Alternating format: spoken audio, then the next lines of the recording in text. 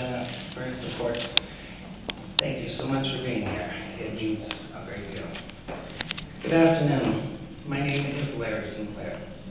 I'm a former recreational drug user, drug trafficker, and I'm a convicted felon for crimes of forgery, bad checks, and theft by check. But I'm also an American citizen. I love this country, and I cannot stay silent regarding Barack Obama, knowing what I know. Today I will discharge my obligation as a citizen to witness this knowledge to you and raise questions for others to investigate and consider. I'm going to briefly describe my background and experiences with Senator Obama. In 1999, what appears to me to be a coordinated effort to discredit me, and finally a list of questions. After this brief statement, I will take and try to answer any reasonable questions. Please understand, I will respect your questions and try to answer them. I will not be disrespected, nor will you. My background. I'm 46 years old and I currently reside in Duluth, Minnesota. I am a U.S. citizen. I've made mistakes in my lifetime. I have been convicted and served prison sentences for writing bad checks, forging checks, using stolen credit card numbers in Arizona, Florida, and Colorado.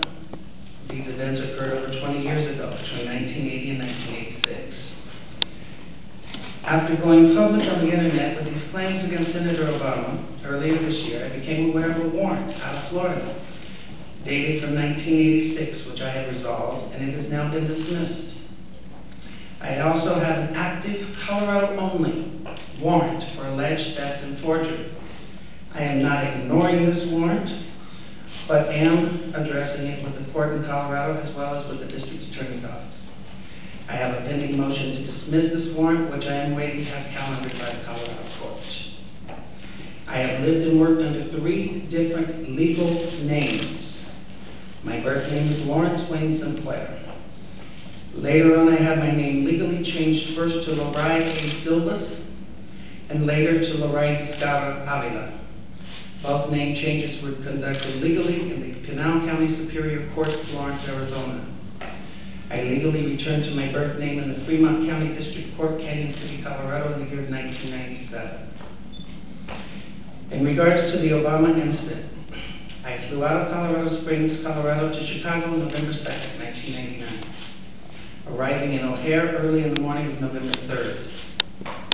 I went to the Chicago area to attend the graduation of my godson, my best friend's son, from basic training from the Great Lakes Navy Training Facility. I made reservations at the Comfort Inn and Suites in Gurney, Illinois, based solely on the location to the training center. On November 5th, 1999, I hired the services of 5-star limousine. I had hired them both for November 5th and November 6th of 1999. On November 6, 1999, I asked the limo driver, whose name I now reveal for the first time, Jair Aramit Mutani, if he knew anyone who would like to socialize and show me Chicago. One note, there is a typo in the statement that you will get at the end of the statement. We will put an updated and corrected version on a website that you will also be given access to, as far as the name is concerned. Mr. Mutani understood that I was looking for someone who knew Chicago and would enjoy socializing. Mr. Mutani said he knew someone who was a friend of his. On November 6, 1999, after picking me up at the hotel in Gurney, and this is significant, Mr. Mutani used his cell phone to make a call. That call was made to then Illinois State Senator Barack Obama to set up an introduction between myself and Senator Obama. Upon arriving at the bar and exiting the limo, Senator Obama was standing next to Mr. Mutani, and I was introduced to Senator Obama by name. Later that evening in a bar which I believe was called Alibis, and I say believe because I have failed so far to get Citigroup to provide a credit card receipt that has the actual name. I mentioned I could use a line or two to wake up. Senator Obama asked me if I was referring to Coke, and I stated I was. After stating I was, Obama stated he could purchase cocaine for me and then made a telephone call. This too was significant from a cell phone to a presently unknown individual, during which Senator Obama arranged the cocaine purchase. Senator Obama and I then departed the bar in my limousine and proceeded to an unknown location where Senator Obama exited the limousine with $250, which was provided to him by me. Returned a short while later with an 8-ball of cocaine, which he gave to me. I did ingest a couple of lines of cocaine, and shortly thereafter, Senator Obama produced a glass cylinder pipe and packet of crack cocaine from his pocket. Obama then smoked the crack cocaine. I performed fellatio on Senator Obama in the limousine during the time Senator Obama was smoking crack cocaine, after which I had the driver take me to my hotel, Comfort Suites, Gurnee, Illinois. The following day, November 7th, 1999, Senator Obama appeared at my hotel room, unannounced, uninvited, where we again ingested cocaine and I again performed fellatio on Senator Obama. Significantly, both the driver's telephone call to Senator Obama and his call to the drug dealer should appear on the driver's and Senator Obama's cell phone billing statements. In the fall of 2007, September 2007, I contacted the presidential campaign for Barack Obama to request solely that Senator Obama publicly correct his stated drug use record to reflect his use of crack cocaine with me in November of 1999. When I made the first contact, I left with the presidential campaign of Senator Obama a telephone number for the campaign to return my call. The first number I provided was a Texas cell phone number. From the period of Labor Day weekend 2007 through November 18th of 2007, I did provide a total of 4 different callback numbers to the Obama campaign. As I had moved and I had changed the numbers to reflect locally my place of residence at the time. In late September to early October, I lost my place here. In late September to early October 2007, I received a call from a male who identified himself as a Mr. Young, stating he was calling in regards to calls I had made to the Obama campaign. This first call was in fact an attempt by Mr. Young to obtain from me the identities of anyone I had contacted concerning my 1999 allegations against Senator Obama. This first call shocked me in that this Mr. Young asked me why I had,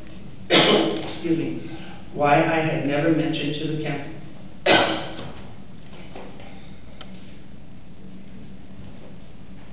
Shocked me as I had never, hold on, I'm lost here. I can't say.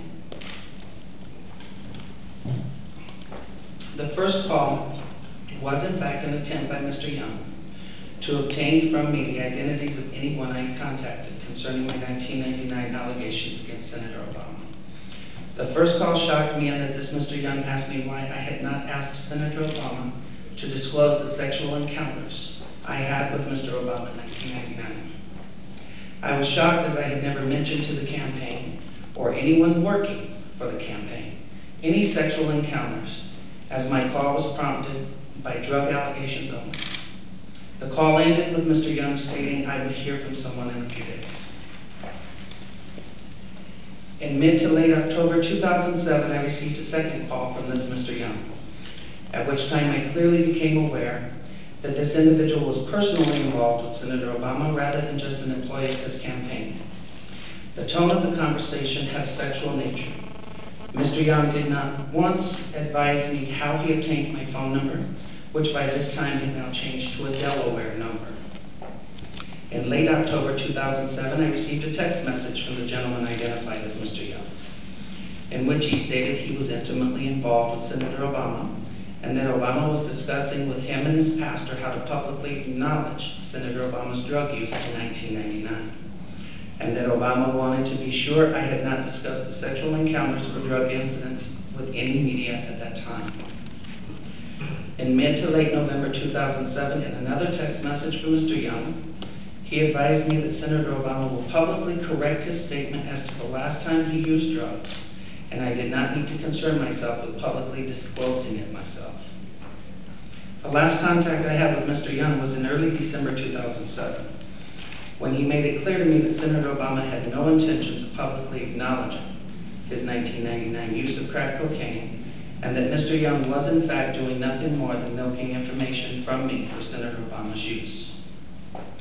I later learned that a Donald Young choir director of Reverend Wright's Trinity United Church of Christ, Obama's now former church, and who was openly homosexual.